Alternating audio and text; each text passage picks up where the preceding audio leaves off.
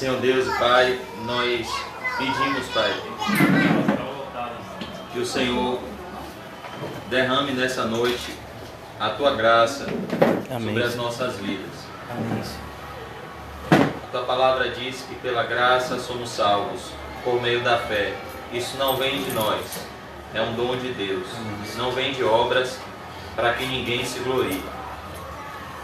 Ô Senhor, nós sabemos que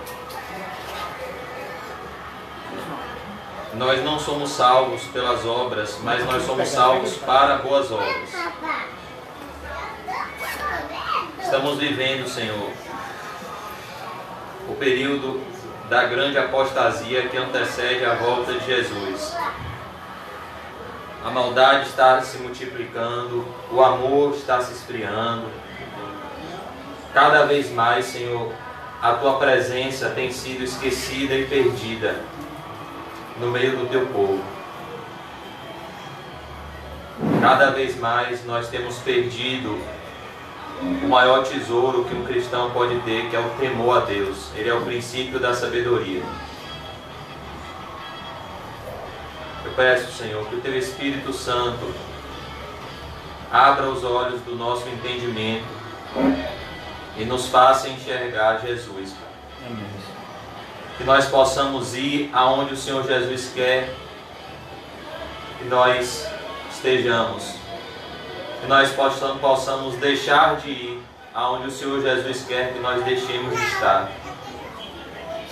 Que possamos, Senhor, estar sensíveis à Tua voz, para que possamos obedecer ao Teu chamado, Senhor.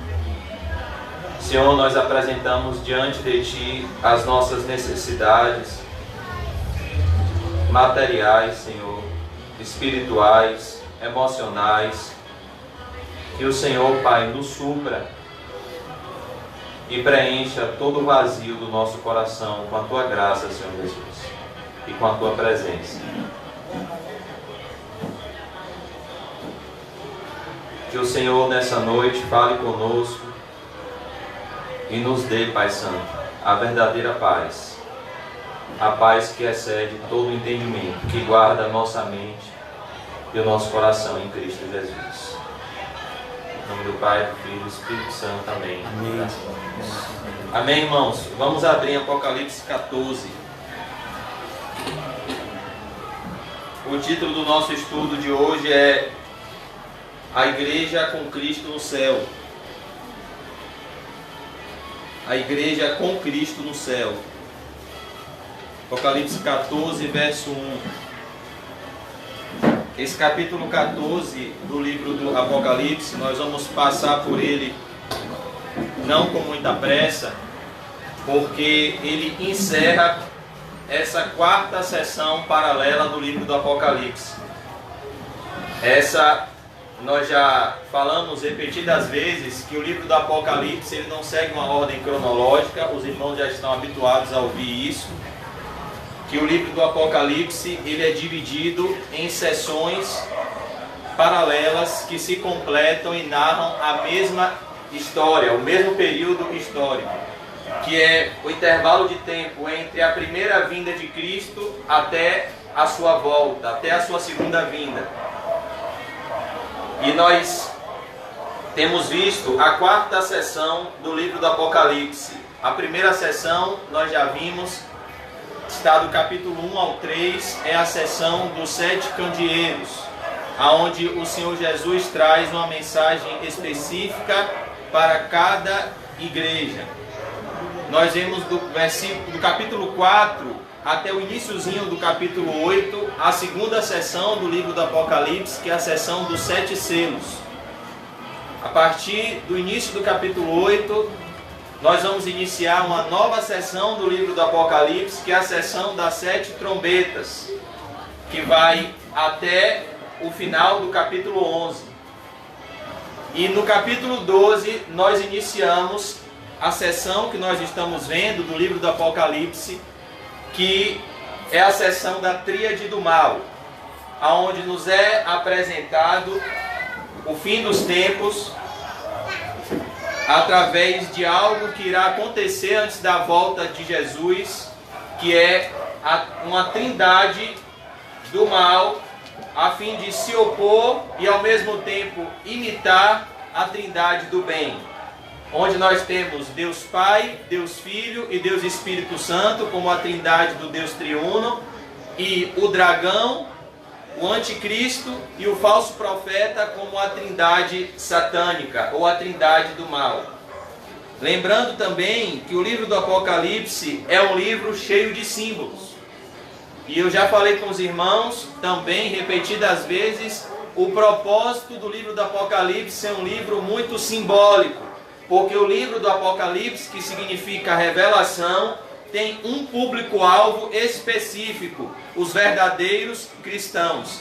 Então ele é um livro enigmático, justamente para que aqueles a quem essa mensagem não é endereçada não compreendam e se confundam na leitura dessa carta, para que eles nem saibam o que essa mensagem está querendo dizer. Esse é o propósito do livro do Apocalipse, ser enigmático, porque o apóstolo João tinha a missão de passar esses pergaminhos, passar essas visões e revelações que ele viu e ouviu do Senhor Jesus para o outro lado da ilha de Patmos, que era as igrejas perseguidas da Ásia Menor. E para que esses pergaminhos chegassem lá, era necessário que ele fosse feito em forma de códigos, para que, se porventura um soldado romano confiscasse esse documento, ele olhasse e ficasse confuso e perplexo. O que significa isso? Uma besta que emerge do mar. O que significa isso? Uma besta que emerge da terra. O que significa isso? 7 candeeiros de ouro. O que significa isso? 7 selos. Justamente para que eles não compreendessem o significado da mensagem e deixasse aquele documento passar adiante para que ele fosse lido na presença de toda a congregação, como é dito no capítulo 1, no versículo 3. Vamos ler só esse versículo. Apocalipse 1, 3. Perceba como o livro do Apocalipse ele é oportuno. Apocalipse 1, 3 diz assim: bem-aventurados aqueles que leem, ou seja, já é uma bem-aventurança somente a leitura deste livro, e aqueles que ouvem, é uma bem-aventurança ouvir este livro, as palavras da profecia, e guardam as coisas nela escritas, pois o tempo está próximo. Vamos voltar para o capítulo 14. Lembrando também que o livro do Apocalipse, ele também nos fala por meio de números. Nós vemos, por exemplo, 7 candeeiros, representando as 7 igrejas. 7 selos, representando os decretos de Deus até a consumação dos séculos. 7 trombetas, representando os juízos de Deus para a humanidade, ao mesmo tempo misturado com a misericórdia de Deus para com o seu povo. E nós vemos as 7 taças da ira de Deus. O número 7 significa o fechamento de um ciclo, o número da perfeição. Por isso que nós vemos os 7 Espíritos de Deus. Isso também é um símbolo que fala da perfeição, fala da completude. O número 4 fala da totalidade da terra, do alcance de Deus em toda a humanidade. O número 4 representa os 4 pontos cardeais: norte, sul, leste e oeste. O número 3 representa a Trindade. O número 12 representa o povo de Deus. Por isso nós vamos ver hoje novamente a figura dos 144 mil, que são os remidos da antiga aliança e os remidos da nova aliança, juntos em Cristo no céu. E o número 6 é o número do homem, que representa o número do pecado. Pois o homem caiu e pecou contra Deus. Por isso que a marca da besta é 666, como um ápice da maldade humana sendo selada no homem que pecou contra Deus. Dito essas coisas, só para que a nossa mente fique antenada no que nós estamos vendo. Parece até algo repetitivo, mas o capítulo 12 é a consequência do final do capítulo 13. Por que é importante sempre frisarmos isso? Porque quando os autores bíblicos escreveram as Sagradas Escrituras, nenhum deles subdividiu a Bíblia em capítulos e versículos. Então, nós precisamos sempre analisar o texto pelo que vem antes e pelo que vem depois. A Bíblia só foi dividida em capítulos e versículos, por volta do ano 1200 depois de Cristo. Então, lembrando que o início do capítulo 14 é a consequência do término do capítulo 13. E o que nós vemos no término do capítulo 13?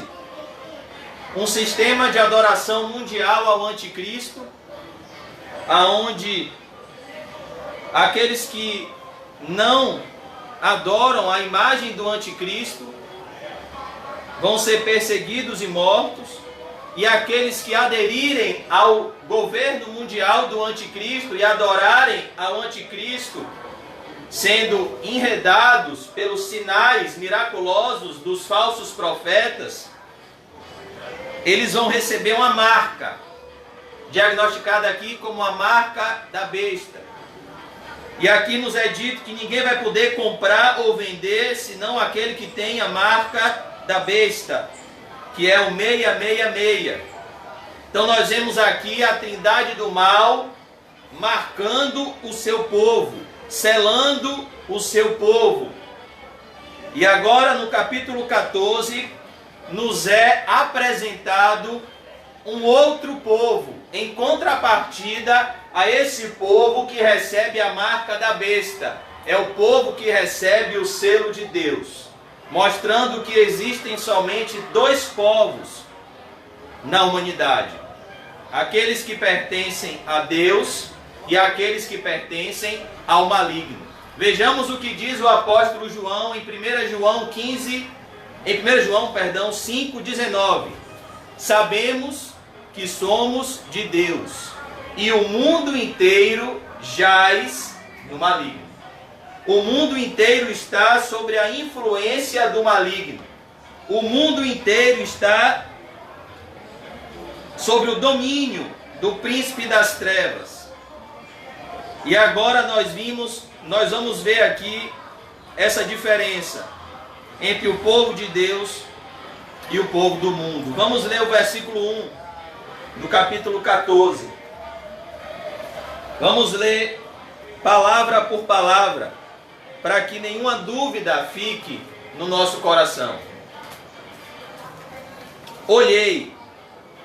Então, João vê, a primeira palavra do versículo 1 é a palavra olhar. João tinha acabado de ver o povo do mundo sendo selado com a marca da besta.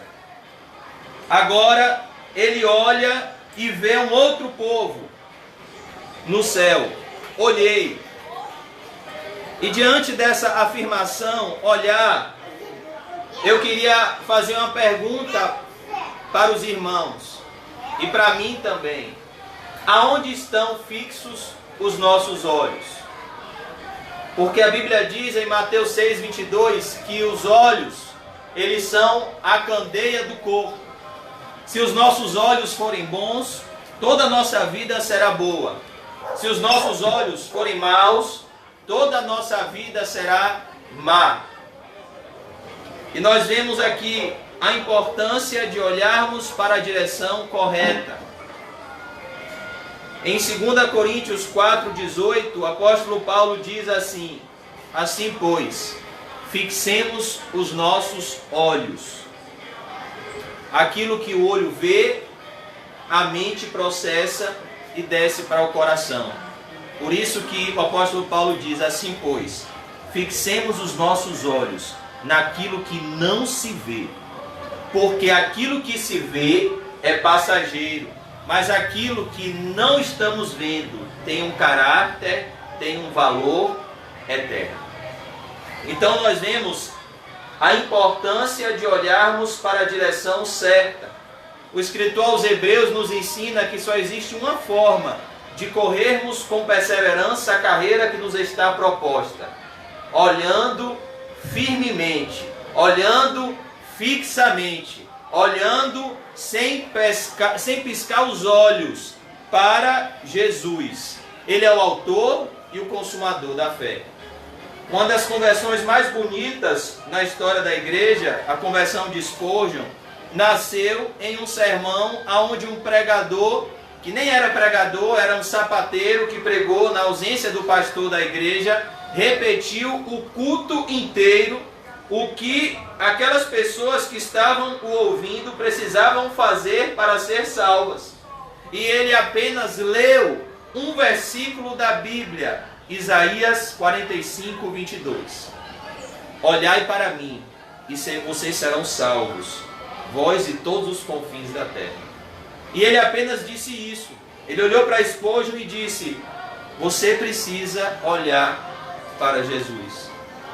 Você não precisa ser inteligente, você não precisa ter diplomas, você não precisa fazer muitas coisas para ser salvo, você não precisa ser um teólogo, você precisa olhar para Jesus. E Spurgeon, que já tinha lido muito a Bíblia e livros que falam sobre a Bíblia, naquele momento teve a sua alma liberta ao olhar para Jesus Cristo e este crucificado. Tem um homem que está no céu agora que nunca leu a Bíblia como nós lemos, o ladrão da cruz. Mas o que o ladrão da cruz da direita fez para ser salvo? No momento crucial, ele olhou para a pessoa certa, para a direção certa. O ladrão da esquerda olhou para a direção errada. Ele olhou para o aqui e o agora. E a Bíblia diz que se esperarmos de Cristo somente nessa vida, somos os mais miseráveis de todos os homens. Ele buscou um alívio imediato para o seu sofrimento. Se tu és o Messias, desce dessa cruz, salva-te a ti mesmo e a nós também. E ele começou a blasfemar contra Jesus, ou seja, suas mãos estavam pregadas numa cruz, seus pés estavam pregados no madeiro, ele estava sentindo asfixia, ele não estava nem aí porque ele pecou contra Deus, ele não estava preocupado com o que vinha após a morte, ele queria que aquele sofrimento imediato, que era consequência dos próprios pecados dele, passasse. É assim que muitas pessoas vêm a Deus. Elas estão sofrendo porque elas fizeram más escolhas, seguindo seus corações enganosos, plantaram na carne, da carne estão colhendo destruição, e vêm a Deus não para se arrependerem, mas para ter um alívio imediato do seu sofrimento. Deus, meu comércio faliu, alivia-me. Deus, eu preciso passar neste vestibular, alivia-me. Deus, eu preciso ser curado dessa doença, alivia-me. Deus, eu preciso ser feliz em um relacionamento, alivia-me. É o ladrão da esquerda. E sabemos o que aconteceu com esse homem. Ele não foi salvo, ele foi condenado, porque ele olhou para a direção errada. Ele estava diante de Jesus, não olhando para Jesus, mas olhando para o alívio imediato do seu sofrimento. Ao passo que o ladrão da direita tirou o olhar do seu sofrimento e pôs o seu olhar no sofrimento de Jesus. Como está escrito em Isaías 53, o castigo que nos traz a paz recaiu sobre ele e pelas suas pisaduras fomos sarados. No momento que ele olha para Jesus, ele não se vê mais como uma vítima, mas ele se enxerga agora como um culpado diante de Deus. E ele olha para Jesus, e ele que também estava blasfemando, ao olhar para Jesus, tem a sua mente e o seu coração iluminado, e ele muda completamente a sua visão da vida e a sua visão de si mesmo. Ele passa, em questão de segundos, a repreender seu companheiro, que também era ladrão, e que estava juntamente com ele blasfemando contra Cristo. Ele diz: nem ao menos temes a Deus, estando sobre igual sentença? Você não tem temor a Deus? Você não está vendo que nós estamos aqui recebendo o justo castigo que os nossos atos merecem? Há tempos atrás nós estávamos roubando, nós éramos ladrões, estamos aqui na cruz porque somos réus confessos. Esse homem não. Esse homem não é culpado de delito algum. Por que ele disse isso? Porque ele olhou para Jesus, e Jesus, no momento em que ele foi erigido na cruz, qual foi a sua reação? Pai, desce fogo do céu sobre os meus acusadores. Pai, mata esses que estão me matando. Não. Pai, perdoa-lhes. Eles não sabem o que fazem. Então ele disse: esse homem, ele não é culpado de crime algum. Então ele coloca toda a sua atenção, toda a sua esperança, toda a sua fé, toda a sua confiança, não nele mesmo, mas em Jesus. E ele diz: Senhor, quem tem reino é porque é rei. Você já viu algum rei? Hoje o presidente do Brasil se pronunciou. Você já viu algum rei discursando nu, com a coroa de espinhos, pendurado numa cruz? Jesus é o Rei dos Reis e o Senhor dos Senhores. E o seu maior discurso foi pregado numa cruz. E ele olha para Jesus e ele diz: Senhor, lembra-te. Ou seja, o Senhor nem precisa se lembrar de mim, de tão pecador que eu sou. Mas por favor, lembra-te de mim, ó humildade, quando entrares no teu reino. Lembra-te de mim. Aprendei de mim, que sou manso e humilde de coração, e achareis descanso para as vossas almas. Porque Deus resiste aos soberbos, mas dá graça aos humildes. Jesus Cristo, ensanguentado, humilhado, com a coroa de espinhos, não mede esforços para socorrer aquele homem. Porque a Bíblia diz que perto está o Senhor dos que têm um coração quebrantado. É isso que atrai a presença de Deus, um coração compungido e contrito. Jesus ergueu a sua cabeça até ele. O ato de mover a cabeça era um ato que para Jesus custou muito. Para Jesus custou muita dor, porque os pregos estavam penetrando o seu cérebro. Porque ele estava com falta de ar. Para Jesus falar, ele tinha que fazer um esforço enorme. Porque ele não estava conseguindo respirar direito. Ele estava sofrendo a agonia da cruz.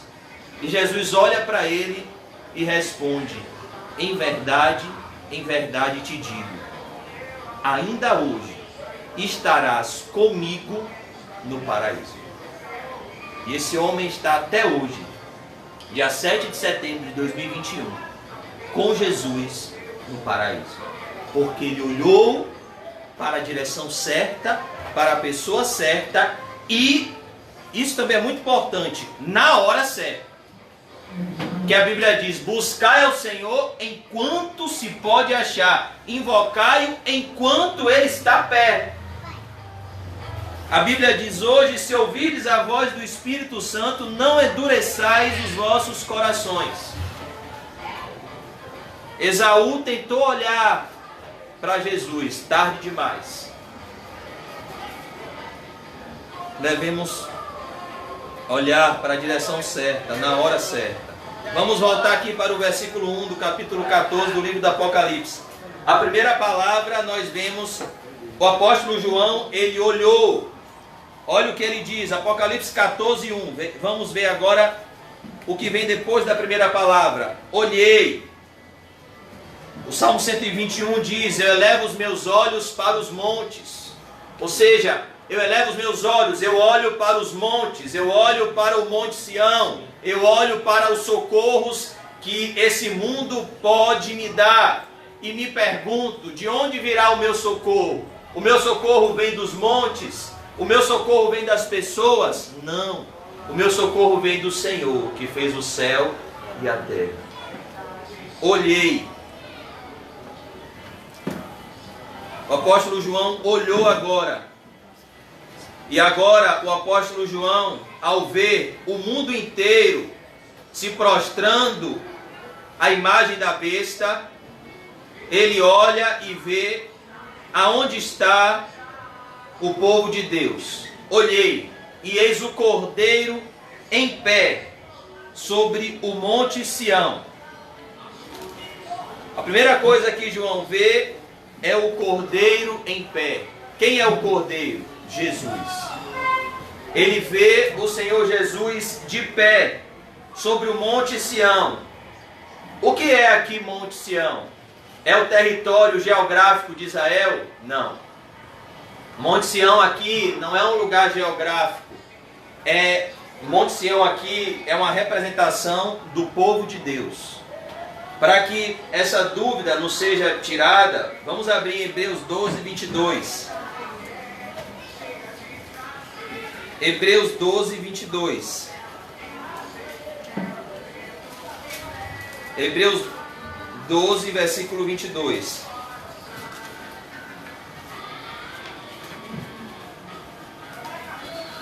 Hebreus 12, 22 diz assim. Vamos ver que Monte Sião é esse que o apóstolo João está vendo.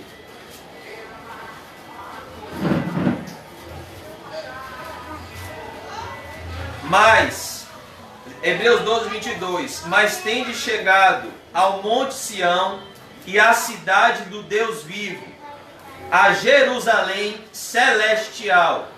Então perceba que Monte Sião é essa daqui. Está falando da cidade santa, da nova Jerusalém, que desce do céu ataviada como a noiva para o seu noivo.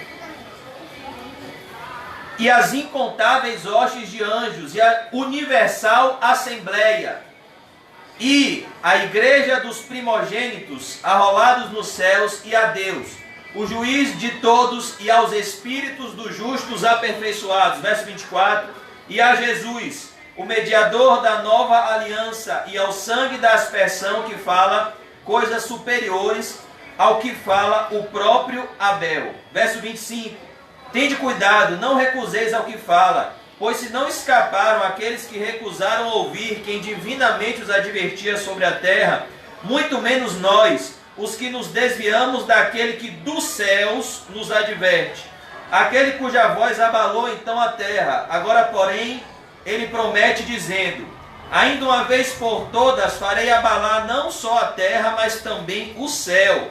Ora, esta palavra, ainda uma vez por todas, significa a remoção dessas coisas abaladas, verso 27, como tinham sido feitas, para que as coisas que não são abaladas permaneçam.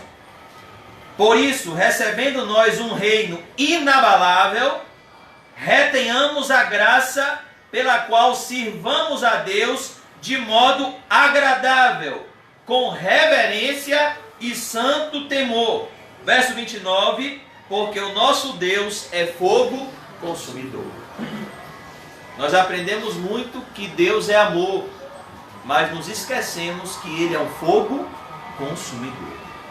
Então essa é a cidade, esse é o lugar em que João está vendo. João está vendo Jesus diante da igreja no céu, pois é para lá que vão os cristãos que não se dobrarem à imagem da besta, que não adorarem ao anticristo e que forem perseguidos e mortos pelo anticristo. João está vendo aqui aonde os cristãos irão acordar no momento em que, por exemplo, a espada passar pelos seus pescoços, no momento em que a tortura, em que o anticristo produzir, acabar, aonde estarão aqueles que não receberão a marca da besta e por isso padecerão necessidades, padecerão aflições, não poderão comprar, não poderão vender, estarão debaixo de um sofrimento intenso, de uma fornalha ardente, de uma ardente provação, aonde eles vão acordar após selarem a sua fidelidade para com o seu Deus, com o seu próprio sangue. Olhei, e eis o Cordeiro em pé. Como foi que Jesus recebeu Estevão? De pé. Estevão viu Jesus de pé quando as pedras o alcançavam e orou: Pai, não impute sobre eles esse pecado.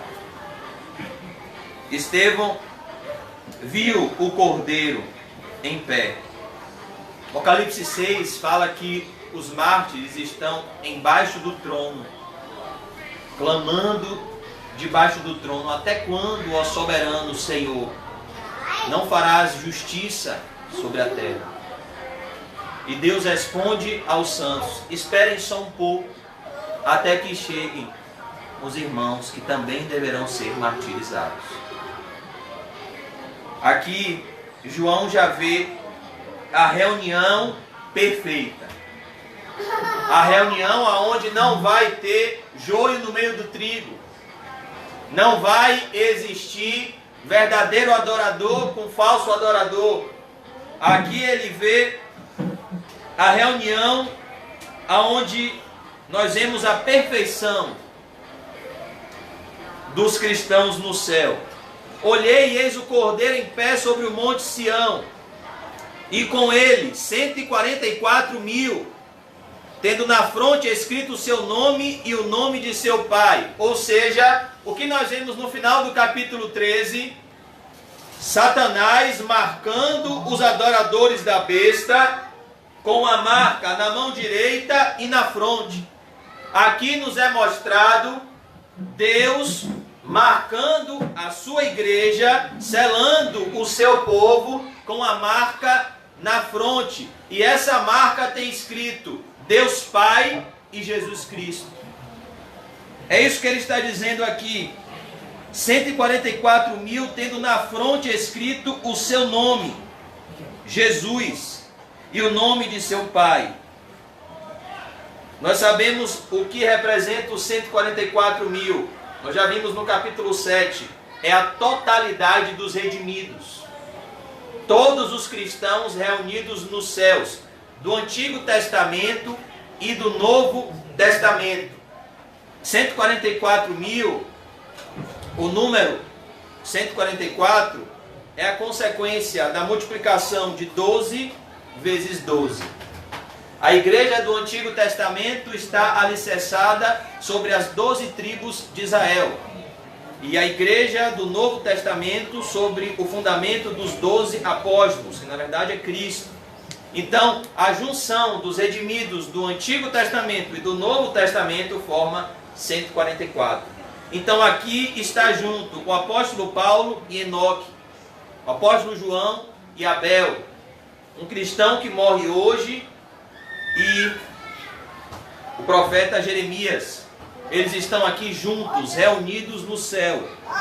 É isso que significa esses 144.000, tendo na fronte escrito o seu nome e o nome de seu pai. Como disse o apóstolo Pedro, em nenhum outro nome há salvação, a não ser no nome de Jesus. Eu sou o caminho, a verdade e a vida, e ninguém vem ao Pai, Jesus disse, a não ser através de mim.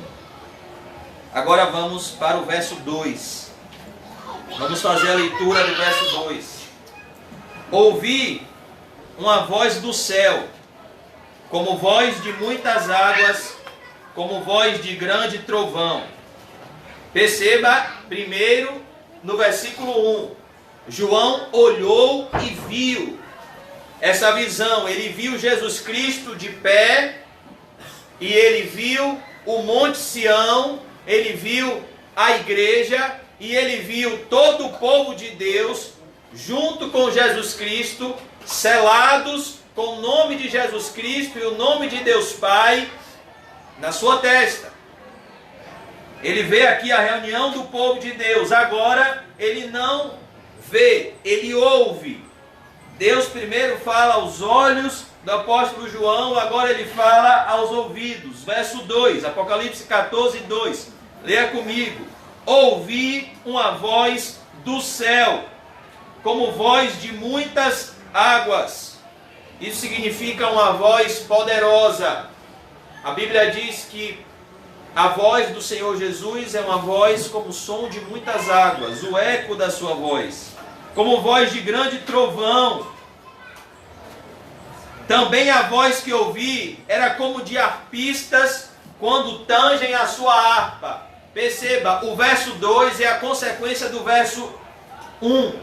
No verso 1 ele vê o cordeiro, depois ele vê os redimidos. No verso 2, ele ouve a voz do cordeiro, como som de muitas águas e voz de grande trovão, e ele ouve a voz dos redimidos, como aqueles que estão entoando um cântico novo. Eles estão agora louvando a Deus em perfeição. Esse é o propósito da criação, louvar ao Senhor. A Bíblia diz, todo ser que tem fôlego, louve ao Senhor. Nós não vemos aqui no céu um pronunciamento de murmuração. Nós vemos aqui um louvor lindo. Era como de arpistas quando tangem a sua harpa. A semelhança de Davi, que tocava a sua harpa e acalmava o rei Saul. Os cristãos aqui estão louvando a Deus. O irmão Paulinho vai estar lá tocando violão. Perceba como o louvor é algo que glorifica a Deus. A Bíblia diz que uma das formas de sermos cheios do Espírito Santo é entoar cânticos espirituais. Mas, como Deus cria, o diabo copia. Quem criou a música? Deus. Para glorificar o seu nome. O que o diabo faz? Cria músicas anticristãs e anti-Deus para perverter a criação e fazer a criação pecar contra Deus. Mas nós vemos aqui que no céu está tendo música. Que a música nasceu no coração de Deus para glorificar o santo nome do Senhor. Agora, nós vamos ver o versículo 3. Vemos o verso 2. Agora vamos ver o versículo 3. Entoavam um novo cântico. Por que essa expressão, entoavam um novo cântico? Porque aqui, amados irmãos, por mais que estejamos cheios do Espírito Santo, o nosso cântico ainda é parcial. A nossa adoração ainda é parcial. O nosso cântico ainda é contaminado com as tristezas que são consequência do pecado. Então, por mais que tenhamos alegrias no Senhor, alegrias na presença do Senhor, as nossas alegrias estão também acompanhadas de tristezas. Por isso que o Senhor Jesus disse, bem-aventurados aqueles que choram. Olha que paradoxo. O que Jesus está dizendo é, felizes são os aparentemente infelizes.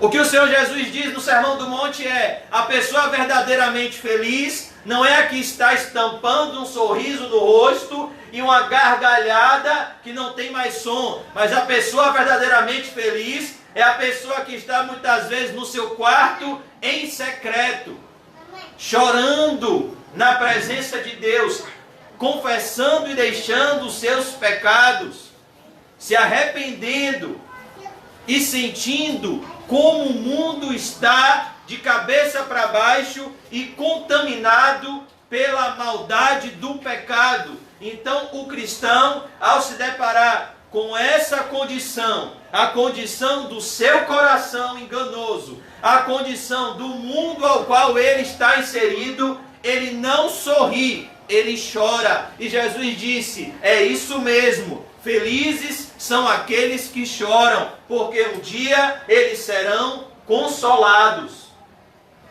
Porque o Espírito nos assiste em nossas fraquezas, porque nós não sabemos orar como convém. Mas é o Espírito Santo que intercede por nós com gemidos inexprimíveis. Gemidos que não podem ser explicados de forma racional. Gemidos que são sobrenatural. Como o gemido que Pedro sentiu quando Jesus olhou para ele. E ele se lembrou da palavra de Jesus. Antes que o galo cante 2 vezes, Pedro, tu me negarás 3 vezes. E Pedro, caindo em si, olhou para Jesus e chorou amargamente. É esse o gemido que não pode ser contido. É como um bebê. Você não pode impedir que um bebê, ao sair do ventre da sua mãe, pare de chorar. Na regeneração, quando o Espírito Santo está visitando, e com certeza Pedro estava eficazmente sendo regenerado naquele momento, ele estava sendo firmado na rocha naquele momento, o cristão também chora. Porque é impossível ter uma verdadeira conversão sem convicção de pecados e sem arrependimento do pecado, porque a obra do Espírito Santo primária é convencer um homem do pecado, da justiça e do juízo. Por isso que esse cântico aqui é um novo cântico, porque esse cântico aqui é num lugar onde não vai ter mais tristeza. É um cântico em que você não tem mais a presença da aflição, você não tem mais a presença da dor, você não tem mais a presença do pecado. É nisso que o apóstolo Paulo estava pensando, é para esse lugar que o apóstolo Paulo estava olhando, quando ele disse que a nossa leve e momentânea tribulação produz para nós um eterno peso de glória acima de toda comparação. É para esse cântico novo que o apóstolo Paulo estava orando, estava olhando. Mas Paulo, leve e momentâneo, os sofrimentos que você está passando, nós lemos na carta de Paulo que ele era chorão. Quando ele fala dos inimigos da cruz de Cristo, ele diz: eu já disse repetidas vezes e digo agora até chorando, que há pessoas que são inimigas não de Cristo, mas da cruz de Cristo. O Deus dessas pessoas é o próprio ventre. A glória delas está na sua infâmia, ou seja, aquilo que elas deveriam chorar, elas estão se gloriando. Nós vemos que o apóstolo Paulo se desesperou da sua própria vida. Em 2 Coríntios 1,8, ele diz: quando eu estive na província da Ásia, eu lutei com feras em Éfeso, e eu me desesperei da minha própria vida, mas então eu me lembrei de um Deus que ressuscita os mortos. Então nós vemos que o que trazia consolo ao sofrimento de Paulo era o céu. Era essa a realidade. O apóstolo Paulo o tempo todo estava cogitando sobre o céu, para se gloriar nos seus sofrimentos da terra. Eu tenho por certo que os sofrimentos do tempo presente, Romanos 8,18, não podem se comparar com a glória que em nós há de ser revelada. Olha o que ele dizia: Cristo em nós, Cristo dentro de nós. Ele é o quê? Ele é a esperança de quê? Da glória. O apóstolo Paulo estava o tempo todo sendo consolado pela realidade do céu. É por isso que ele dizia: porque o viver é Cristo e o morrer é lucro. Porque ele não pensava na morte como algo que era assombroso, mas como algo que era desejável. Não como um suicida que está querendo fugir das suas insatisfações terrenas, mas como um cristão verdadeiro que está ansioso para chegar na casa do seu pai. Como um filho que está com saudade do seu pai. e tinha a viva promessa no seu coração: e na casa do Pai há muitas moradas. Verso 3: entoavam novo cântico diante do trono. Olha o que permeia no céu. Olha o sentimento que permeia no céu: gratidão. Muitas vezes nós somos reprovados por aquilo que sai da nossa boca, porque as palavras existem para revelar o estado do nosso coração. Lucas 6,45, Jesus Cristo disse: o homem bom, do bom tesouro do seu coração, tira coisas boas. O homem mau, do mau tesouro do seu coração, tira coisas más. Porque a boca fala do que o coração está cheio. Em Mateus 12,36, o Senhor Jesus diz assim: de toda palavra frívola ou de toda palavra ociosa que os homens disserem, eles hão de dar conta no dia do juízo.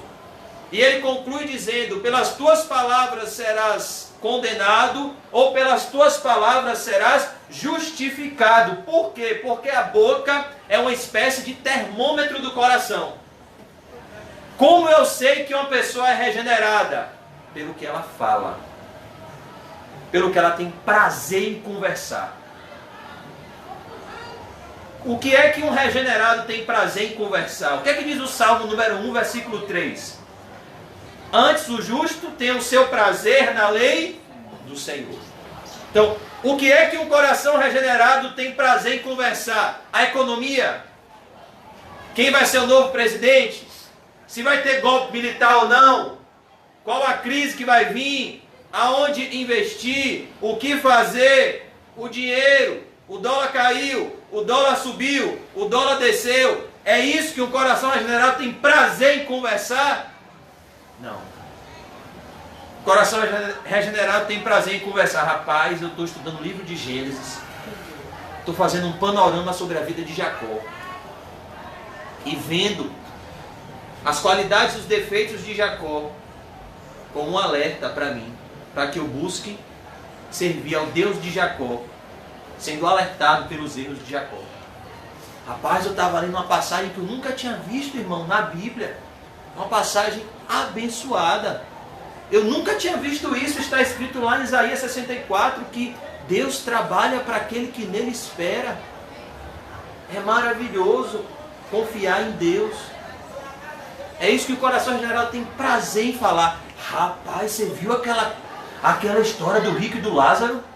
Eu estava lendo o Evangelho de Lucas, eu fiquei sem dormir.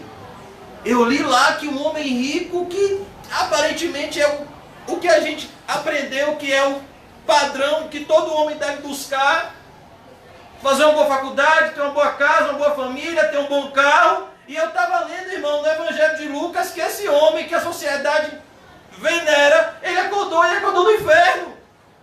Você não fica assustado com isso? Ele queria uma gota d'água e não tinha. E o homem, muitas vezes, que a sociedade olha e despreza, Lázaro, ele acordou e ele foi levado pelos anjos para o seio de Abraão. Aí o outro justo fala: rapaz, é verdade. Meu irmão, eu estava lendo o Salmo 73, nunca vi um negócio daquele. Asaf estava olhando a prosperidade do ímpio, e eu estava fazendo isso hoje. Apareceu lá no YouTube a lancha de Neymar, fiquei atribulado. E eu vi no Salmo 73, quando Asaf ficou cobiçando a prosperidade dos ímpios, ele foi para a casa de Deus, e o que ele viu? Que Deus os põe em lugares escorregadios. Olha que bênção, irmão. Os ímpios vão para o inferno. Grande fonte de lucro é piedade com contentamento. É isso que um coração regenerado deve falar. Olha o que o apóstolo Paulo diz: a língua é um pequeno órgão, mas é capaz de incendiar o inferno. O apóstolo Paulo diz que a língua é como o freio de um cavalo, ou seja, você direciona, o cavalo para onde ele quer. E a língua é como o leme de um navio. Você direciona para onde ele quer. Ele diz assim: meus amados irmãos, pode da mesma fonte jorrar água salgada e água doce? Não. No sentido de que a nossa língua foi feita para entoar louvores a Deus, para glorificar o nome de Deus. O que matou Jesus? A língua. O que levou Jesus para a cruz foi a língua dos religiosos de Israel, que por inveja intentaram condenar Jesus. Então perceba, irmão José, por que você está dizendo isso? Porque no verso 3 diz: entoavam um novo cântico diante do trono. No céu eles estão agradecendo, eles estão cantando, eles estão entoando louvores a Deus. Fala aqui de uma alegria completa, como está em Apocalipse 21:4. E Deus enxugará dos vossos olhos toda lágrima. Diante dos 4 seres viventes e dos anciãos, diante da presença de Deus, e ninguém pôde aprender o cântico. Olha o que ele está dizendo aqui: ninguém pode aprender essa música que será entoada no céu. Para quê? Para que você seja estimulado a chegar lá. Quando você chegar lá, você vai tirar esse louvor. Oh Deus! Mas aqui você vai ter que perseverar até o fim, em amor. Senão os 144 mil que foram comprados da terra. Olha que coisa! Comprados da terra. Eu e você nascemos nesse mundo, mas não somos deste mundo. Nós fomos comprados deste mundo para o reino dos céus. Nós não entramos no reino dos céus de graça, embora a salvação seja pela graça. Teve um preço que foi pago na cruz do Calvário. Eles foram comprados. Deus nos deu um valor e enviou o seu Filho para pagar o nosso resgate. O apóstolo Pedro diz em 1 Pedro 1,18: lembrem-se, irmãos, que vocês não foram resgatados nem com prata nem com ouro. Vocês foram comprados pelo sangue precioso e imaculado do Senhor Jesus Cristo. Quando o apóstolo Paulo combate a imoralidade sexual em 1 Coríntios 6, ele diz assim: vocês foram comprados por alto preço. O corpo de vocês é santo. O corpo de vocês não deve ser entregue à imundícia do pecado. Glorificai, pois, a Deus com os vossos corpos. Seus corpos foram comprados. Vocês faziam o que queriam com seus corpos no mundo. Na igreja, ele pertence a Deus para ser usado para a glória de Deus. Como está escrito em Romanos 12. Rogo-vos, pois, irmãos, pelas misericórdias de Deus, que apresenteis os vossos corpos como sacrifício vivo, santo e agradável a Deus. E esse é o vosso culto racional. Verso 3, ainda concluindo, que foram comprados da terra. Por que um cristão verdadeiro não se vende? Por que esses irmãos que estão aqui no céu, eles não se corromperam diante do anticristo? Eles não se venderam diante do anticristo, porque o preço deles já foi pago. Por que ninguém comprava João Batista? Porque ele já tinha sido comprado por Cristo na cruz. Um cristão verdadeiro, ele não se corrompe, ele não se vende, porque ele foi comprado por Deus. Spurgeon dizia assim: quem serve a Deus por dinheiro, servirá o diabo por um salário melhor. A moeda que nos comprou não é dinheiro, é o sangue de Jesus, a maior preciosidade desse mundo. Verso 4. Verso 4 e 5 para a gente concluir. Já são 7h27, eu não quero passar do horário. Nós vemos aqui, irmãos, que a igreja é totalmente separada do mundo.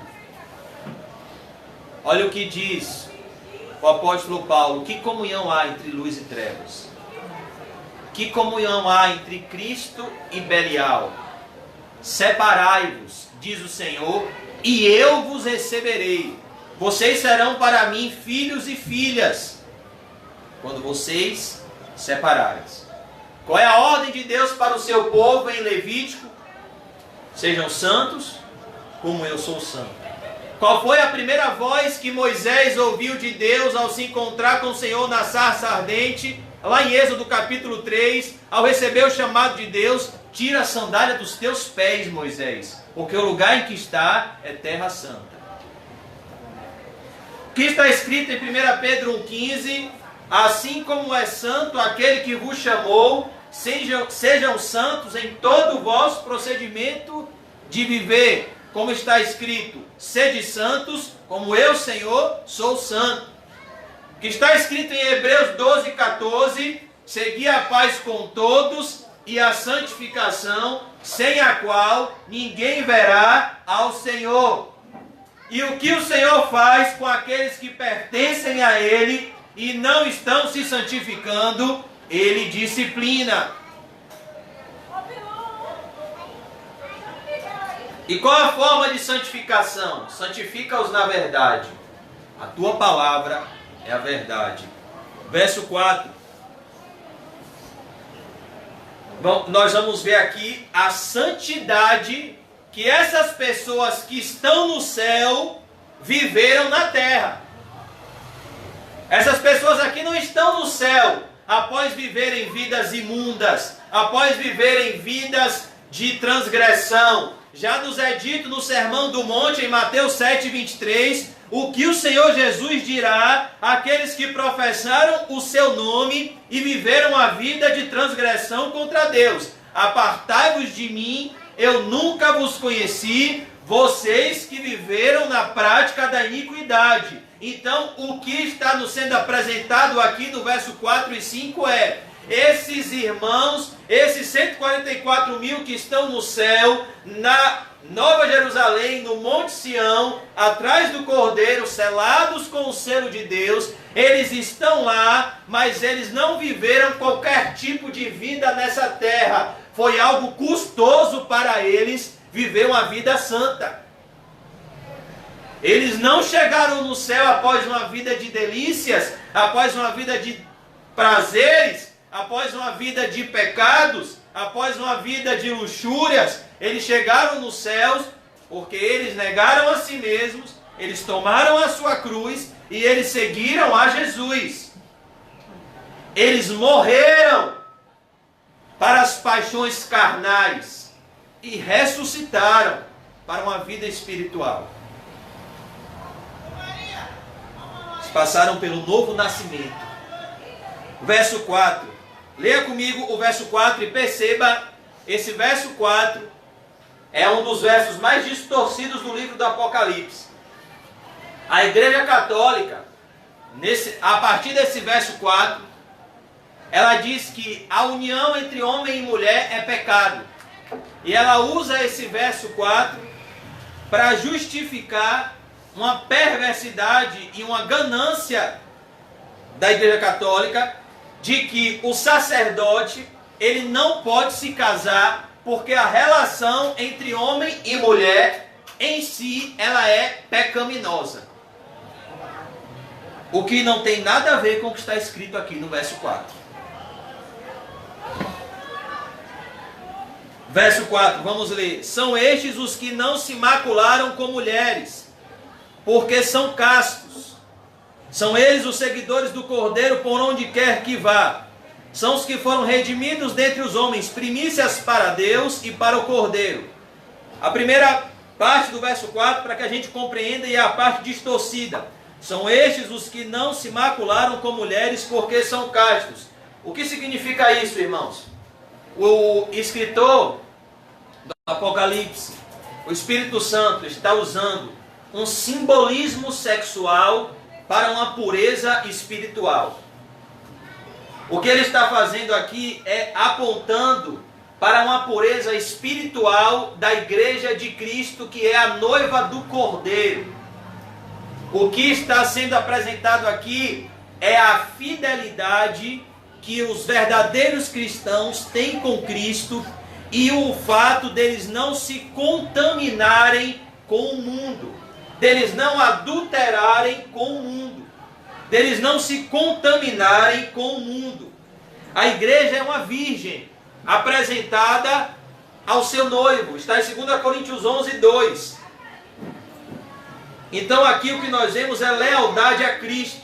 Esses 144 mil, entenda esse verso 4, são virgens e castos no sentido deles terem se recusado a adorar a imagem da besta. É essa castidade aqui que o apóstolo João está falando.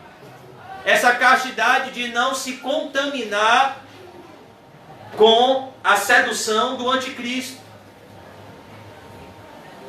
Por quê, irmãos? Porque em nenhum momento nos é dito que um sacerdote não pode se casar. O apóstolo Pedro era casado.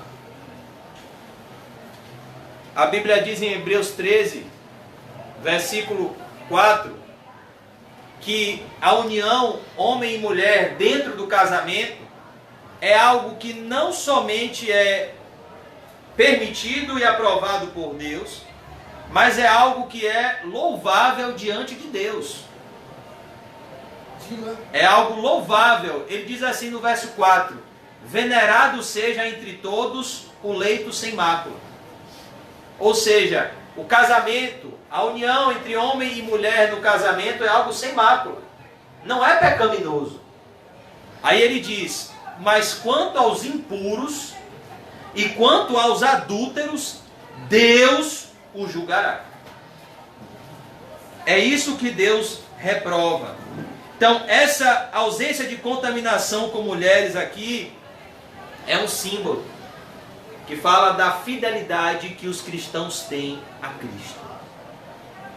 Agora, é óbvio, é claro, que se um cristão ele é fiel a Cristo, ele não se contamina do ponto de vista espiritual, mas ele também não se contamina do ponto de vista físico. A Bíblia diz que Deus é vingador. 1 Tessalonicenses 4 diz assim: Deus é vingador dos que se prostituem, dos fornicadores e dos adúlteros. Que ninguém ganhe ou defraude ao seu irmão. 1 Tessalonicenses 4. Porque Deus é o vingador dos imorais. Então nós sabemos que aqui fala de uma castidade no coração, uma castidade em adoração a Cristo. Mas sabemos também que os imorais não herdarão o reino de Deus. Essa é a verdadeira castidade, é a santidade. São eles os seguidores do Cordeiro, a segunda parte do versículo. São eles os seguidores do Cordeiro, por onde quer que vá. Perceba, a primeira característica deles é fidelidade. A segunda é estar sempre ao lado de Jesus, seguindo a Jesus. São eles os seguidores do Cordeiro por onde quer que vá. Ou seja, aonde Cristo vai, o cristão vai também. Aquele que diz estar em Cristo deve andar como ele andou. E quem são os seguidores do Cordeiro? O que nos é mostrado aqui é que eles estão no céu, porque eles seguiram a pessoa certa. Aquele que João Batista disse: eis aí o Cordeiro de Deus que tira o pecado do mundo. E quais são as exigências para se seguir a Cristo por onde quer que ele vá? O Senhor Jesus Cristo disse: se alguém quiser vir após mim, negue-se a si mesmo. Ou seja, Jesus disse: olhe, se você quiser me seguir, e quiser fazer sempre a sua vontade, você não vai conseguir me seguir para onde eu vou. Porque Jesus foi para onde? Jesus levou seus discípulos para onde aqui na terra? Para o Monte do Calvário. Para o Monte do Gólgota. Para um lugar de intenso sofrimento. Jesus não levou seus discípulos para os holofotes. Nenhum discípulo de Jesus foi bem sucedido. Os apóstolos, a maioria deles foi martirizado. E o último vivo deles é aqui o apóstolo João, está preso na ilha de Patmos. Negue-se a si mesmo. Tome a sua cruz. O que significa tomar a cruz? Morra. Morra para você mesmo. E depois de negar a si mesmo, depois de tomar a sua cruz, então você siga-me. Depois você olha para Jesus e segue os seus passos. Porque a vontade de Jesus é oposta à nossa vontade. Os pensamentos de Jesus são diferentes dos nossos pensamentos. Os caminhos de Jesus são diferentes dos nossos. Talvez, qual o plano de vida do apóstolo Pedro? Ser empresário de pesca, aumentar a sua empresa de pescaria, comprar vários barcos para que ele tivesse funcionários e sustentasse a sua família. Ele tinha esposa, ele tinha filhos, ele tinha sogra. Talvez a sogra dele ia tratar ele bem, a família dele ia tratar ele bem. Talvez Pedro pensasse que ele fosse um grande pescador, um grande empresário. Assim como Tiago e João, que trabalhavam na empresa de Zebedeu, eles talvez pensassem que o destino da vida deles seria ampliar as redes e crescer a empresa de pesca de Zebedeu. Mas então Jesus chega no mar da Galileia, olha para Pedro e diz: segue-me. E diz: o seu nome agora não será mais Simão, que é uma cana agitada pelo vento. O seu nome será Cefas, que significa pedra. Ele olha para Tiago e João e diz: segue-me. E eles, abandonando as redes e o seu pai, seguiram a Jesus. André, irmão de Pedro, também foi um seguidor de Jesus. E eles foram lá com Jesus até onde Jesus iria. Jesus pregou o Sermão do Monte. Aproximaram-se dele os seus discípulos e longe dele estava a multidão. E abrindo a sua boca os ensinava, dizendo... Jesus conta a parábola do semeador. Quem estava do lado dele? Os discípulos. A multidão ouvia, mas a quem Jesus explica a parábola do semeador? Aos discípulos em casa. Esses são os seguidores. Jesus nos chama a sermos seguidores dele. Quando ele olha para nós e diz: segue-me, nós devemos levantar e seguir. Ele olhou para Mateus e disse: segue-me. E Mateus, abandonando a coletoria, seguiu a Jesus. São estes os seguidores do Cordeiro por onde quer que vá. Será que nós somos assim, seguidores do Cordeiro? Onde nós estejamos? Olha o que o Senhor Jesus Cristo diz. Perceba por que essas pessoas estão no céu. Jesus disse assim: se me confessardes diante dos homens, eu confessarei diante do Pai que está nos céus. Se me negardes diante dos homens, eu negarei diante do Pai que está nos céus. Será que nós somos seguidores do Cordeiro no nosso trabalho? Na nossa casa? Com a nossa família? Nós não podemos tirar Jesus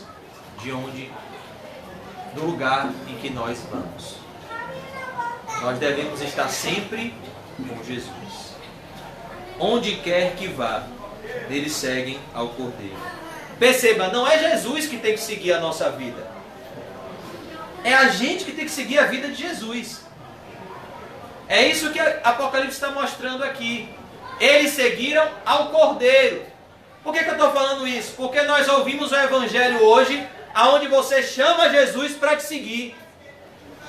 Jesus, eu tenho uma família, entra na minha casa, entra na minha vida. Jesus, eu tenho uma empresa, vem ser meu sócio, entra na minha empresa, prospera o meu negócio. Jesus, eu estou passando por um problema, vem Jesus, me segue. É a arrogância do evangelho moderno, onde você tem que aceitar o pobrezinho Jesus. Quando na verdade é ele que tem que lhe aceitar. E você que tem que se submeter às exigências de segui-lo. Pedro não disse, Senhor, ajuda-me a pescar. Não. Jesus disse, Pedro, de agora em diante você será pescador de homens. Onde quer que vá, os seguidores do Cordeiro estão do lado de Cristo. Sabe por que muitas vezes nosso cristianismo é tão pouco impactante que as pessoas olham para a gente e veem tão pouco Jesus? Isso é tão triste, mas é verdade. A Bíblia diz que o Sinédrio falou assim de Pedro e João, e reconheceram que eles haviam estado com Jesus. Será que as pessoas olham para a gente e dizem isso? Rapaz, esse rapaz esteve com Jesus. A vida dele mudou. Será que ao olhar para mim e para você, o mundo vê Jesus? Se lembre do capítulo 1 do livro do Apocalipse. João vê 7 candeeiros de ouro e no meio dos candeeiros um semelhante a filho do homem. Jesus se revela ao mundo através da igreja. Ele é a luz do mundo, mas ele já está no céu. Derramou o Espírito Santo e disse, vocês são a luz do mundo. Identificação com Cristo. União com Cristo. São os que foram redimidos dentre os homens, primícias para Deus e para o Cordeiro. Como Deus dá valor às almas que foram compradas por Ele. Como Deus honra aqueles que honram a Ele. Às vezes a gente gosta daquela passagem, nós gostamos das promessas da Bíblia, mas as promessas da Bíblia são endereçadas a um grupo específico de pessoas, os seguidores do Cordeiro. Como aquela, não temas, eu estou contigo. Não te assombres, eu sou o teu Deus. São esses homens aqui que vão até Jesus, vão com Jesus aonde Jesus está. Verso 5 para a gente concluir. E não se achou mentira na sua boca, não tem mácula. Qual é a marca dos selados e redimidos no céu? Para concluir, firmeza na verdade. Eu vou repetir, firmeza na verdade. E nós vamos concluir hoje o versículo 5. Na semana que vem nós vamos começar a partir do versículo 6 com a leitura de João 8:31. Nós vamos ler João 8:31 até o 44. E vamos ver nesse texto a diferença entre o povo que vai ser marcado com a marca da besta e o povo que vai receber o selo de Deus na sua face. O povo que vai receber o nome de Jesus e de Deus Pai na sua face. João 8:31. João 8:31 a 44. Quem achar diz amém. Amém. Disse, pois, Jesus aos judeus que haviam crido nele: se vós permanecerdes na minha palavra, sois verdadeiramente meus discípulos. Olha o que Jesus está dizendo. Tem pessoas que se dizem discípulos, mas não são. Se vocês permanecerem nas minhas palavras, serão verdadeiramente meus discípulos. Verso 32. E conhecereis a verdade, e a verdade vos libertará. Verso 33. Responderam-lhe: somos descendência de Abraão e jamais fomos escravos de alguém. Como dizes tu, sereis livres? Verso 34. Replicou-lhe Jesus: em verdade vos digo, todo que comete pecado é escravo do pecado. Verso 35. O escravo não fica sempre na casa, o filho sim, para sempre. Ou seja, o pecado é um patrão cruel. Ele te escraviza e depois ele lhe mata, porque o salário do pecado é a morte.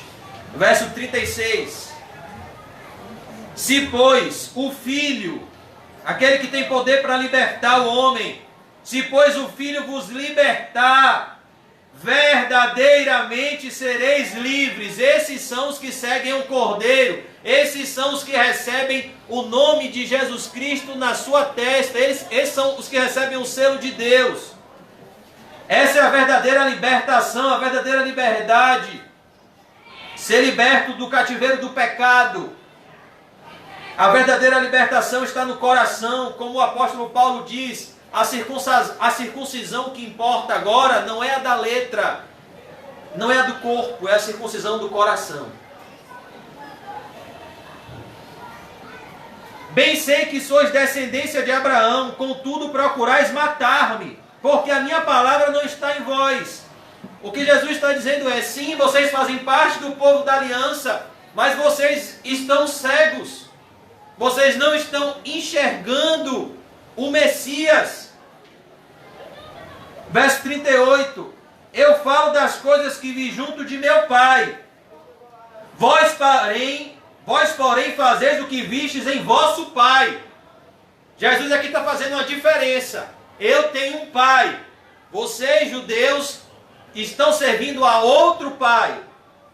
Verso 39. Então lhes responderam: nosso Pai é Abraão. Disse-lhe Jesus: se sois filhos de Abraão, praticai as obras de Abraão. Verso 40. Mas agora procurais matar-me, a mim que vos tenho falado a verdade que ouvi de Deus. Assim não procedeu Abraão. Verso 41.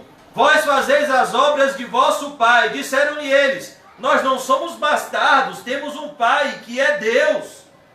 Replicou-lhe Jesus: se Deus fosse de fato vosso pai, certamente me haveis de amar. Olha a característica daqueles que seguem a besta e recebem a marca do anticristo. Eles não amam a Jesus. O apóstolo Paulo diz: todo aquele que não ama o Senhor Jesus, seja anátema. Porque eu vim de Deus e aqui estou, pois não vim de mim mesmo, mas Ele me enviou. Qual a razão por que não compreendeis a minha linguagem? É porque sois incapazes de ouvir a minha palavra. Ou seja, quem não tem o Espírito Santo não ouve a palavra de Deus. Verso 44. Olha o que Jesus vai dizer: vós sois do diabo. Jesus está falando na cara deles a quem eles estão servindo. Vós sois do diabo, que é vosso pai. Jesus aqui está pregando diante deles e dizendo: o pai de vocês não é Abraão, o pai de vocês é o diabo.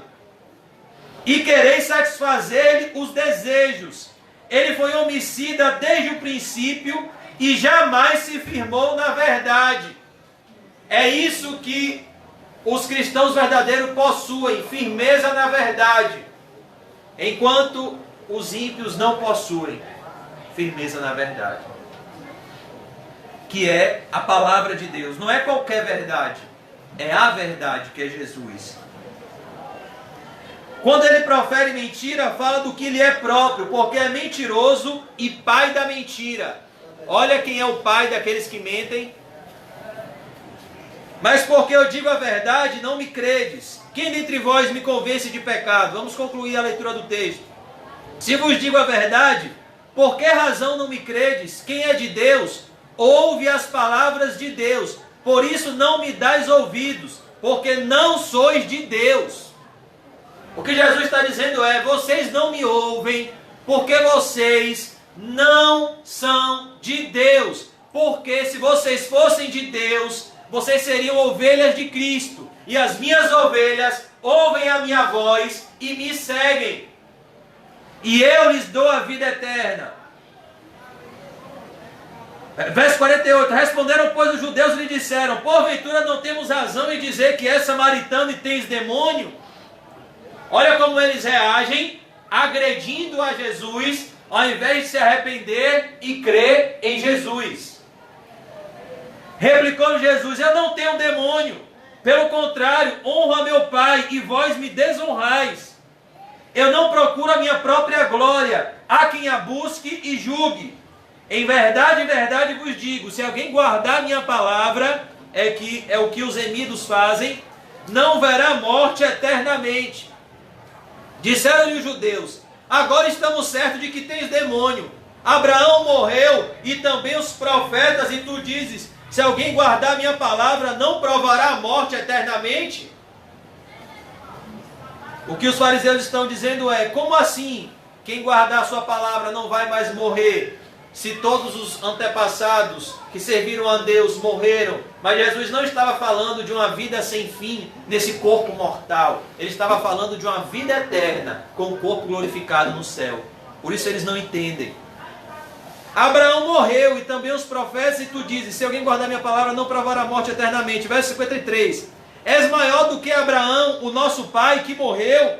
Também os profetas morreram? Quem, pois, te fazes ser? Respondeu Jesus, se eu me glorifico a mim mesmo, a minha glória nada é. Quem me glorifica é meu Pai, o qual vós dizeis que é vosso Deus. Entretanto, vós não tendes conhecido, eu porém o conheço. Se eu disser que não conheço, serei como vós, mentiroso. Mas eu conheço e guardo a sua palavra. Abraão, olha o que ele vai dizer agora, no verso 56. Abraão, vosso pai, alegrou-se por ver o meu dia, viu e regozijou-se. Quando Abraão foi oferecer Isaque no Monte Moriá,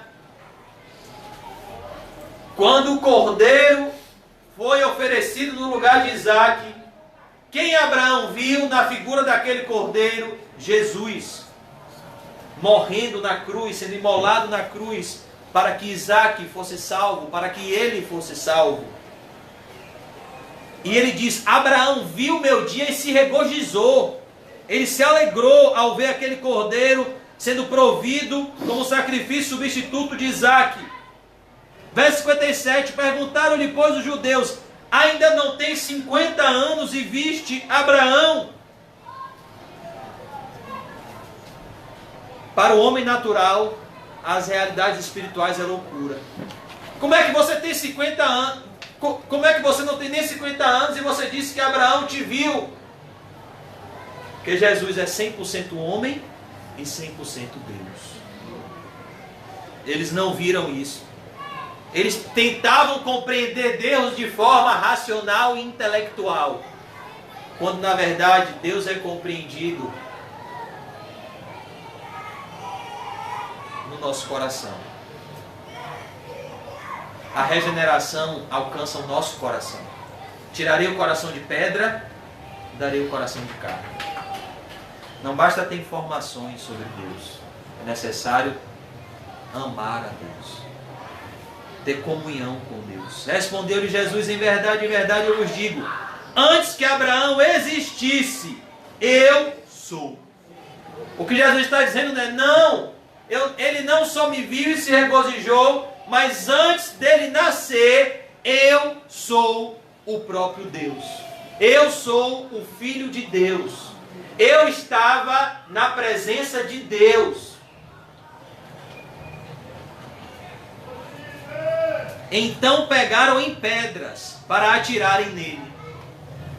É isso que os adoradores da besta fazem. Eles são violentos com aqueles que seguem o Cordeiro por onde ele vai. Por isso Jesus disse, se perseguiram a mim, perseguirão a vocês.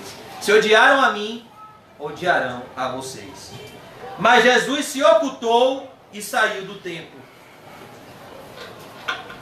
É isso que os verdadeiros discípulos têm. Firmeza na verdade. Eles não têm mácula, porque eles são lavados no sangue de Jesus. Vamos orar. Senhor Deus, muito obrigado, Senhor, por falar conosco, Senhor. nós pedimos, Pai, que o Senhor nos ajude a praticarmos tudo aquilo que pregamos. Nós não estamos aqui, Senhor, para passar um tempo. Nós estamos aqui porque nós queremos estar entre esses 144 mil remidos no céu. Queremos entoar um novo cântico diante do trono, onde o Senhor enxugará dos nossos olhos toda lágrima. Mas para isso, Senhor, é necessário que estejamos firmes na verdade. É necessário que estejamos alicerçados em Ti, para não sermos enganados pelo nosso próprio coração e por uma religiosidade morta, como eram dos fariseus, que serviam ao diabo, pensando que estavam servindo a Deus. Essa é a realidade de muitos hoje, na maioria das igrejas evangélicas, Senhor. Pessoas que têm por pai o diabo, mas clamam todos os cultos: Senhor, Senhor, Jesus, eu te amo, mas vivem como se Jesus não existisse. Nos ajude a não sermos ateus funcionais, a sermos verdadeiros adoradores que adoram o Pai em espírito e em verdade. Nos enche do Espírito Santo. Pai nosso que estás nos céus, santificado seja o teu nome. Venha o teu reino, Senhor. Seja feita a tua vontade, assim na terra como no céu. O pão nosso de cada dia nos dai hoje. Perdoa, Senhor, as nossas ofensas, assim como nós perdoamos aqueles que nos ofendem. Jesus, não nos deixeis cair em tentação, mas livrai-nos do mal. Amém. Obrigado por tudo, Senhor. Nos despede em paz e nos enche do Espírito Santo. Em nome do Pai, do Filho e do Espírito Santo. Amém. Amém, irmãos. E diga para o seu irmão: estude o livro do Apocalipse. Amém.